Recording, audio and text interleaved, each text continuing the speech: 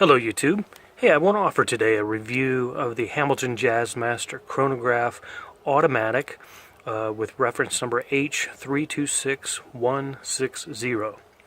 This is a watch I picked up recently off of eBay. It was the watch, pretty banged up, pretty scratched up, no box, no papers, for $350, and I just couldn't pass that up. I've wanted a Hamilton in my collection for some time, being that Hamilton is originated just down the road from me in Lancaster, Pennsylvania. So I've had a sentimental attachment towards the brand and been hoping to pick one up.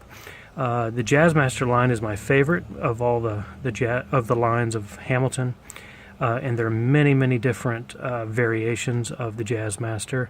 Every dial, every rotation of the subdials, every color of the dial, whether you want the Art Deco hands, or hour markers, or whether you want the numerical hour markers, or if you want a mixture of both, if you want the date at 4, 4:30, 6 o'clock, if you want the small seconds hand, if you want a little bit bigger, if you want it in rose gold. Again, if you are interested in this style of watch, you can get it in just about any variation possible. Just go through eBay, look up Hamilton Jazzmaster Chronograph. This particular black dial edition has always struck me. I really was finding it difficult to settle on a particular Hamilton to add to my collection. When I'd seen a few reviews of this one, thought it's as beautiful as any of them out there, and when I realized $325 was or $350 was where I could get this watch, I just had to get it. I figured it's just a piece that I could flip if I ever want to sort of reaccumulate some cash towards a Grail watch. There's not much to lose on a $350 value watch. So this is a very beautiful piece. Let's take a look at it. We'll start with the case. The case is a 42mm case with a 22mm lug width and a 52mm lug-to-lug dimensions. This particular watch is very thick, as are many value movement cases. It's 15mm with a slightly domed crystal that is not anti-reflective, unfortunately. I think that's one of the shortcomings of this watch. But the case itself has polished and brushed finishes. The beautiful polishing in the center there with the little recessed section of the case. The lugs are quite thick and move down quite dramatically. But that does allow for the watch to curve quickly around your wrist if you need to with the bracelet. This, of course, is the bracelet edition. Let's talk a little bit about the bracelet. The bracelet is not my absolute favorite. There are better bracelets out there. This bracelet, of course, has the H's coming through the middle of the chain link there, giving it kind of a Hamilton signature. However, it is 22mm all the way through, and there's a butterfly clasp here. Unfortunately, this particular watch, because it's probably 8 or 10 years old by now, these little sections here, where they meet the clasp, are pretty worn. So this one, with not much pull, will come loose. Some days it really holds, and some days it'll come loose a couple of times a day. Not too much of a problem, but a little bit frustrating. And I don't find that this bracelet is worth the $180 I would need to replace it. In fact, where I think this watch really shines is on a leather strap. There is a leather strap edition of this, beautiful dark brown strap. I purchased an aftermarket Hadley Roma piece that really is beautiful, really looks nice. Happy with how that configuration goes. This is because the bracelet is a mixture of polished and brushed links, it is flashy because it is thick.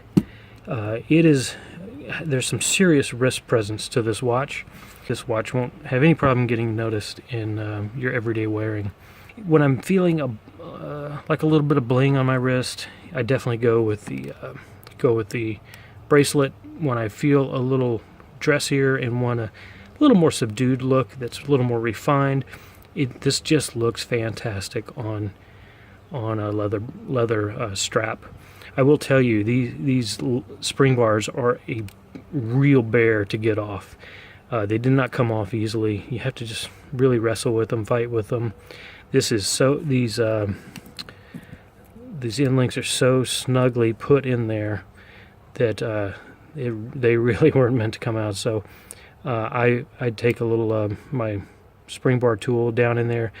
You really have to work hard to pry the first one out, pull it a little bit and try to keep it out, and then pull on the other one. And really, I find pulling it upward is your best bet.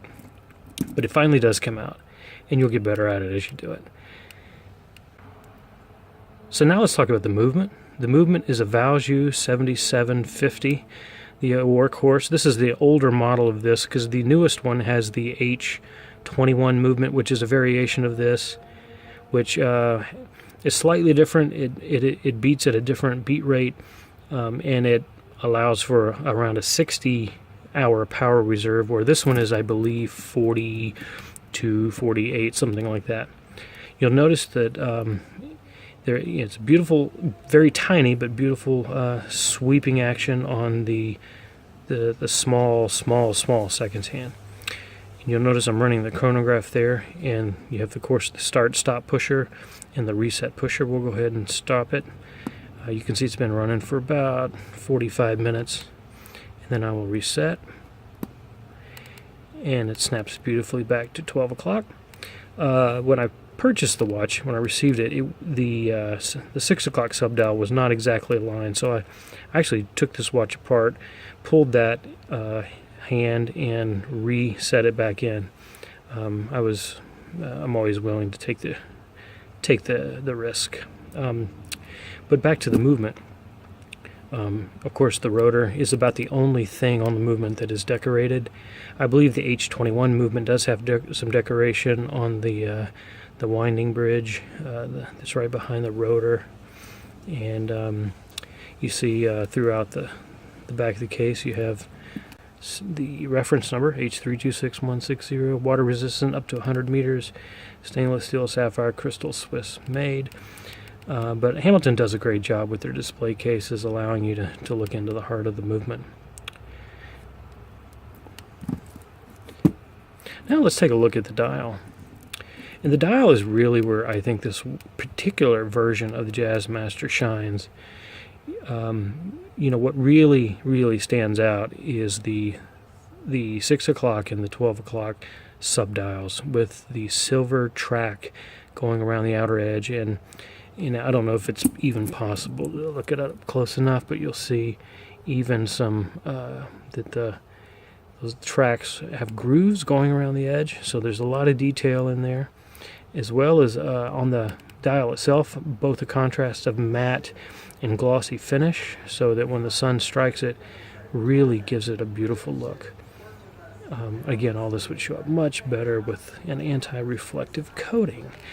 But the one positive about not having the anti-reflective coating, again, this is a bling watch. This really grabs attention, this particular bracelet. So this just grabs a little more attention as well. Okay, so looking at the dial again, you notice we'll start with the hands. Those hands are illuminated Dauphine hands. I love the shape of those hands. Very elegant, very multifaceted. One of my absolute favorite parts of this watch is the hour markers. I really like the Art Deco style, multifaceted hour markers. The good thing about this watch is, because many watches with black dials and stainless steel markers, stainless steel hands, they can just get lost in there. At certain angles, you don't see the hands very well, and it makes the watch very hard to read. And in this case, because of the many faceted cuts of the hour markers and the hands, no matter what angle you turn this watch, you're going to be able to catch light onto the hands, light onto the hour markers, and be able to see. The lume on this watch is not really particularly strong, but it does last me through the night, and I'm very happy with that. The cool part about it is even each little hour marker has just a little piece of lume going through it. So do the both of the subdials at 6 o'clock and 12 o'clock, they both have lume. So at night, this thing lights up pretty nicely. But again, it's not really strong, but it's enough to tell the time, which is really what I'm asking for. And so to kind of wrap this video up, I really want to just talk about what I think is the value of this watch. When I first picked it up, again, I just wanted a Hamilton. I thought, why let my money just sit in PayPal when I could, for this kind of price, get a Hamilton that I can enjoy for a year or maybe two, sell it, get pretty much what I paid for it back, and be able to save towards my Grail watch kind of situation. So, you know, why not own one of these? My concern when I bought it was that it is very, you know, similar in nature to my Speedmaster. I was afraid that I would look at the two in the watch box and think, well, why grab the Hamilton when I could grab the Speedmaster? I personally find that this is such a beautiful watch to wear, beautiful watch to enjoy, that I really found myself grabbing it more than I do anything else. In fact, this is the only watch I've ever bought where I have worn it something like 10 days in a row since buying it. Usually I wear a watch a couple of days, put it back in the watch box, and it kind of falls into rotation with everything else. I'm really finding this is a wonderful everyday wear, and it enables me to pull out my Speedmaster once a week, wear it, enjoy the beauty and the rarity of that piece for me, since it's a very expensive piece, and to be able to put it back in the watch box and just really rediscover it every time I put it on. Meanwhile, this is a fun, everyday watch to wear, and functions beautifully. The other thing I want to talk about is just the monetary value of this watch. If you take this and you compare it to my Baume & Mercier, which, you know, these are very similar movements. The Baume, of course, is much more decorated on the back.